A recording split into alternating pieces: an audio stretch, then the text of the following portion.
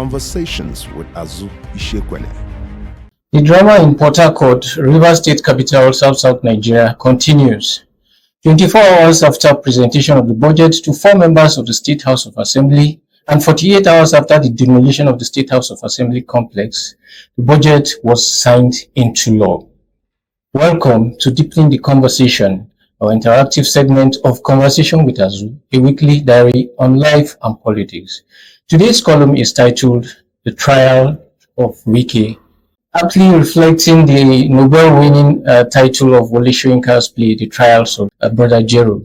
Stay tuned as we discuss with Azu, award-winning columnist, on Conversations with Azu.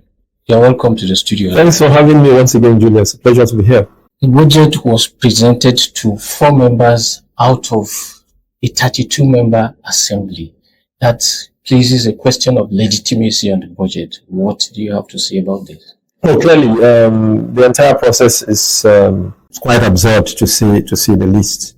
As you said in your intro, the budget was presented. I think 800 billion budget was, and then within 1 or 2 days of that budget being presented, it's been passed. And then the circumstances under which it was passed also raise serious questions. Because you recall that budget, the appropriation bill, was presented in Government House to the 4 lawmakers by the governor. That is not the House of Assembly. That is not the place to present the budget. And the Supreme Court has already made that clear. So I really don't know what business they have congregating at the Government House to pass that budget. It's quite absurd, to say the least. Your column is titled The Trials of Wike, and the speed at which the quarrel between Wike and Fubara has blown out is mind-boggling. What do you think about this? Well, quarrels and misunderstanding between partners or parties it's nothing new, actually. But it is the scale of what has been unfolding since end of October, when the House of Assembly complex was partially burnt, that has actually taken many people by surprise. Because the sort of relationship that Wike and Fubara had before now, one would think that they were more or less like 6 and 7. I mean, they were very, I remember after the Tinubu government was sworn in, Wike led a team of Rivers State, citizens, himself and Fubara, and presented all of them, and then see what is happening after that. I'm sure that thinking back to how he came to choosing his successor, it must be one of the most difficult, if not traumatizing, moment for Wike at this time. And the demolition of the Rivers State House of Assembly complex is mind-boggling. It's madness. It's sheer madness. Whether sometime in the future be called to account to answer for lethal destruction. Now, let's try and go through what happened once again. First, I think at the end of October, the part of the complex was stormed. And what we expected, I think the government also promised that there was going to be an investigation into what happened. Nobody saw the result of any investigation. And then you had half it wasn't rolled out to demolish the place on the excuse that there was an integrity question over the complex. That is madness. Nobody does that. That's a structure. That's a complex that was built under the Peter Odili administration, where Rotimi Amaechi was in fact the speaker, and as speaker he superintended over that project. Okay, and then and then you just roll out and then destroy and totally demolish it on the excuse that consultants came and presented. Who saw the report? Who commissioned it? Who saw the report? If there's a misunderstanding, and it's unfortunate, I'm sure that the parties themselves, I'm not suggesting remotely that there's an innocent party in this dispute. But if there is such a dispute between parties, you don't resort to destroying public property. To make what point? It is 24 years since 1999, and Fubara is the first Ijaw to become governor. In fact, assisted to become governor of Rivers State. Do you think he has betrayed the confidence placed in him? Well, I don't know. I think there was an agreement he reached with his mentor Wike, who he still referred, interestingly, on Wike's 56th birthday, still put out a post on his timeline referring to him as my Oga. If you have somebody who is so cheap like that will God have mercy. That's all I can say. But I really, on a more serious note, I don't know what kind of. I think that we have gone beyond just two parties in this dispute.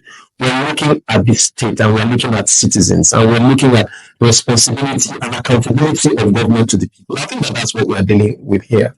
So, and in a situation, unfortunately, where the State House of Assembly has become has literally, emasculated of any powers, then who is going to hold the executive arm to account, arm of government to account for all that is happening in the state? Certainly not. Four is not. It's not equator. It's not exactly. It's not exactly. So how do you proceed with that sort of situation? What I'm hoping would happen is that reason will prevail, that the parties to this dispute will, for the sake of the people that all the parties pledge to serve, for the sake of the state, they will come together and find the common ground and really have this sorted out. I'm saying it as the only way reason can prevail is for Wike to face his job as minister and to allow Fubara to run the. I agree with you. Of course, I think the undercurrent in all of this is the part of the undercurrent, I should say, is the local government election coming up, I think, in February next year. You know the way some of these states run. And so I'm sure that you want to set your ducks in a row, beginning from the local council all the way up to the national level so that we can have control. But yes, I think I do agree with you that the parties will have to find a common ground and really have this sorted out sooner than later. And finally, the APC National Secretariat is baiting Wike to, finally drop the broom drop the umbrella and pick up the umbrella. Yes, and isn't that a complication of the crisis? Well, at the current state where we're at now, nobody's quite sure what will be a complication or what will lead to a resolution of the crisis. But we all hope and pray that the crisis will be resolved as quickly as possible for the sake of the people of the state, and also for the sake of the commitment and promise that all the parties involved made to the people in whose name they claim to serve. The APC will obviously see a window in this and think it's a time for Wike to, especially since the 27 members of the House of Assembly, that was the direction that they were all headed before this crisis, and all kinds of fifth columnists have just taken advantage and made a total mess. To point that 4 commissioners have resigned from the cabinet. 6, as a matter of fact. Okay. When some people, I heard some people say, well, those are Wike's appointees. I don't think that is the point, whether they were Wike's appointees or whether. The truth is that the Rivers State government is currently facing a major crisis. And then, yes, let me, before I just dial back slightly to the point that you raised about whether Wike should not be facing what is happening. Indeed, he should, because I do not think that Wike is going to be judged by what is happening. It's his term. And even if Fubara likes, he can get a report by some consultants to give a negative integrity test on every infrastructure currently, and then let him level the whole place if that's what you want. But Wike is going to be judged by what he's going to do in Abuja. And Abuja is a place that is crying for attention. No water, the roads are in shambles. The place is, consumed by fields. So there's a lot of work.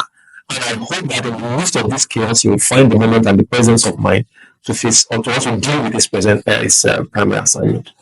That's really great to be. For more on this, please visit our website azuishiekwene.com and share our content so we can deepen the conversation beyond this point. Thank you for coming on the show, Azu. Thanks for having me once again, Julia. It's a pleasure. Thank you. Conversations with Azu Ishiekwene.